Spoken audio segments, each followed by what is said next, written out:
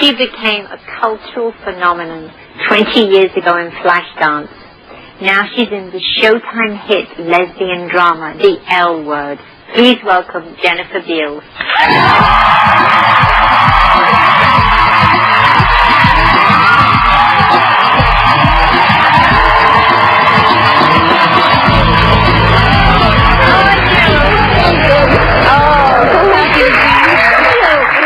Good to see you. Nice to see you.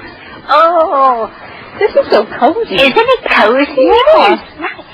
Oh, last time I saw you, wow, you looked stunning at that party. Oh, thank you. It only took about 3 hours. Excuse me, just look at this.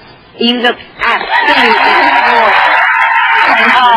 That was at the In-Style Oscar party. Right. That was the In-Style party. It was a Colette Finnegan dress. From Australia. Divine. I was so excited to meet you. My husband and I kept like, Sharon, honey.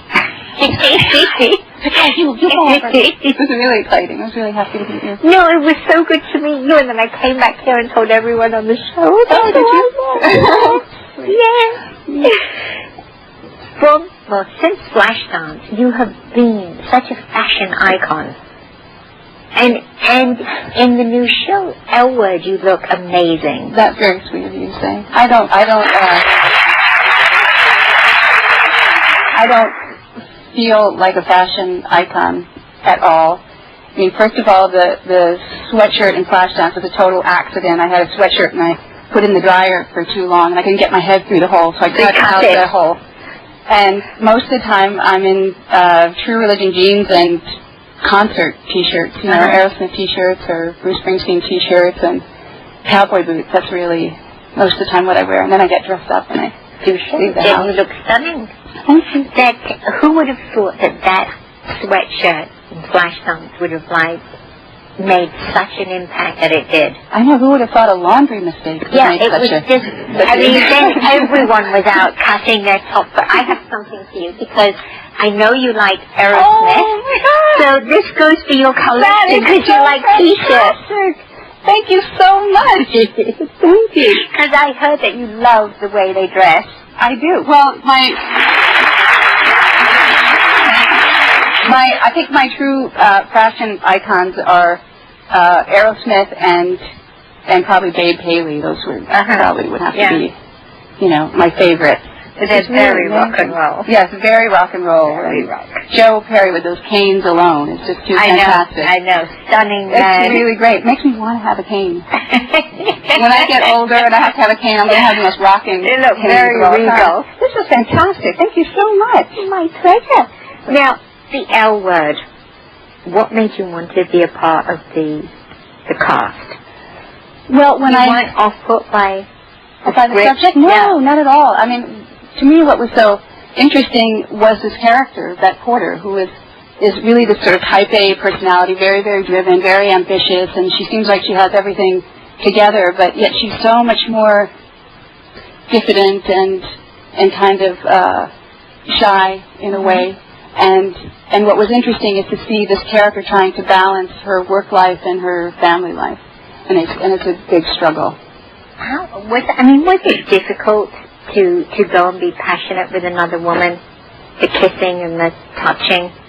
Well, it was interesting because it's different. It's much softer, and what's interesting about doing the love scenes that we have on the L Word is that everything is so choreographed. That at a certain point, my scene partner, Laurel Holloman, who plays my partner in the show, she said, I feel like Fred Astaire, because every single thing was choreographed. And, you know, as a cast, before we started the show, the director of the pilot, Rose Trochet, had given us this videotape of love scenes that she thought worked and some that didn't work. And she wanted us to watch this tape together as a cast. And when we watched it, it became very clear that a love scene didn't work when the actors were fearful. And we vowed to each other that we would commit ourselves fully to those scenes so that we wouldn't disrupt the storytelling. Because what happens is when you smell the fear coming off the actor, the story is interrupted and then it takes the audience out and it's no longer valid. It was really interesting. That was an interesting night watching about 20 love scenes all put together. All put together, and that works. No, that one doesn't work. Oh, no. I'm not holding her breath. That's nothing. Well, we're going to go to a break now, but when we come back, we're going to hear more about the L word. You are so sweet.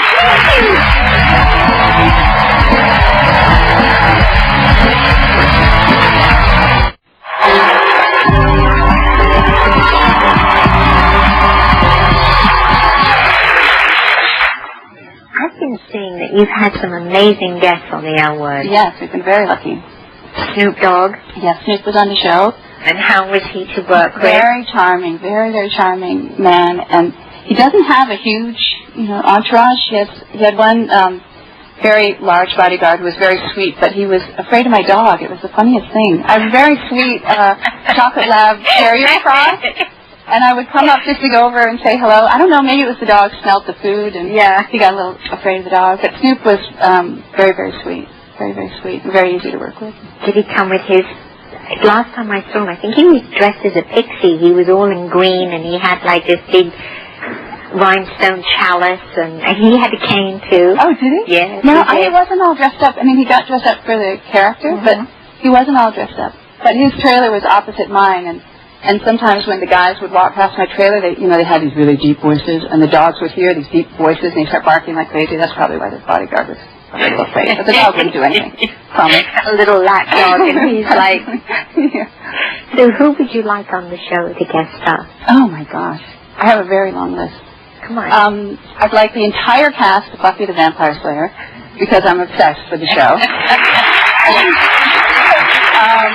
I would like Jennifer Tilly and Cheetah Rivera and Ernest Borgnine and Elizabeth Taylor as a very wealthy couple who are, collecting art pieces. Yeah. I think that would be good. I think that's a good group. And you, of course.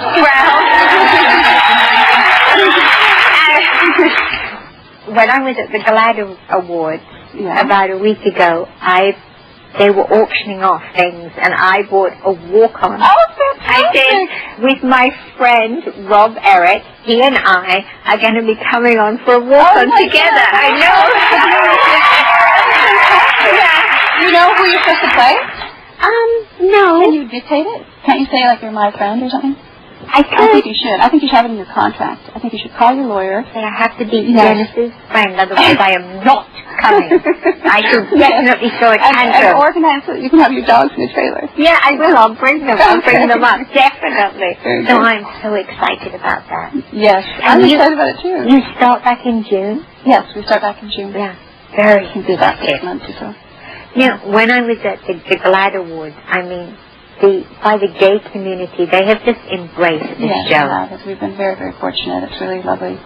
And we've gotten great response from the gay community.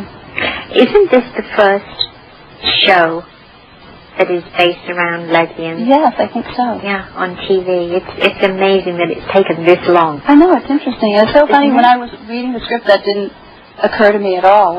What I saw were these amazing characters and the sort of universality of these stories about love and loneliness and ambition and family, and that to me is what was so interesting. And I think that's really why the show is so successful, is because so many people can relate to the show. Of course. Now, tell me, what is your opinion on gay marriage? I think that it's really an extension of the civil rights movement, and coming from an interracial marriage, being a child of an interracial relationship, I realized that had I been born, or had my parents gotten together in, say, 1940, they wouldn't have been able to get married. And I think about, all the children that are adopted by gay couples, and I think, they wouldn't have these homes. And I think that really, at the end of the day, the law should treat everyone equally. And there are so many things that marriage gives to a couple in terms of the law. And I realize, though, at the other end of the spectrum, it's very hard for a lot of people to accept, because the word marriage carries with it so much weight.